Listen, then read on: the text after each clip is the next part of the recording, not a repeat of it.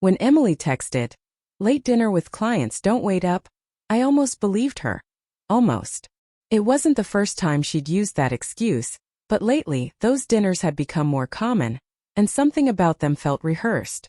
The odd thing was she never said who these clients were, and her company wasn't exactly known for late-night meetings. That night I was sitting alone in the living room, her message still glowing on my phone screen, when I noticed something glinting on the side table. A cufflink. Not mine. It had the initials CB engraved on it. I didn't know any Chris personally, but the name triggered a faint memory.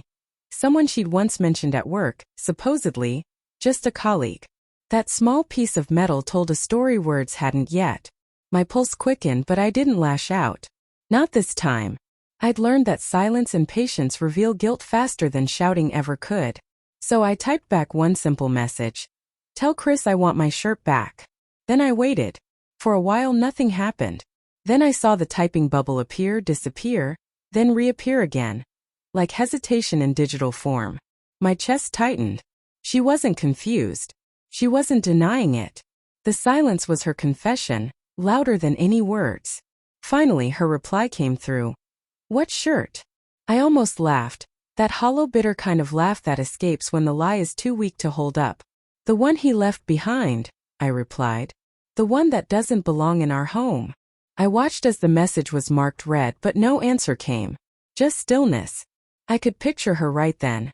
Frozen mid-dinner, phone in hand, eyes wide, realizing she'd been caught without me even having to say it outright. I didn't know every detail, but her reaction told me enough. Her silence had said it all. When she finally came home around midnight, her hair was a mess, eyes puffy, pretending like everything was normal. "Sorry it went late," she murmured, setting her bag down. I smiled faintly, almost kindly. "No worries," I said. "How was dinner with Chris?" She froze just for a second, but long enough. Her purse slipped from her hand and hit the floor. "What?" "I told you it was clients," she stammered. "Emily," I said quietly, keeping my voice even. "Stop. I found his cufflink. And I remember you wearing my shirt last week, the same one I saw a man wearing outside your office." Her face went pale.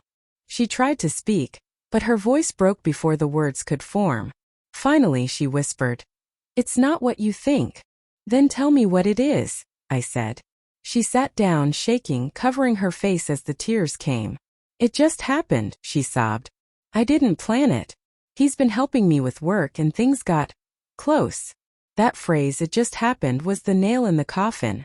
I'd heard it before from friends whose marriages had crumbled the same way. I didn't raise my voice or slam the door. I just looked at her and said, "You should have told me when you stopped being my wife." She stared at me, stunned. "Tom, please don't say that." But I wasn't angry anymore. The anger had burned out, leaving only clarity. I stood up, grabbed my jacket and said, "You already said everything you needed to when you chose silence." As I walked toward the door, she called out, "Where are you going?" "To start a life where trust still means something," I said, and left without looking back. The next morning my phone buzzed with a long message from her. Full of apologies, explanations, promises. I read every word, then replied with just one line. "You had your chance to talk last night. You chose silence." Then I blocked her. The quiet she'd given me at dinner had been her confession. My calm words had been her verdict. And in that one silent night, she lost the voice she thought she'd always have in my life, forever.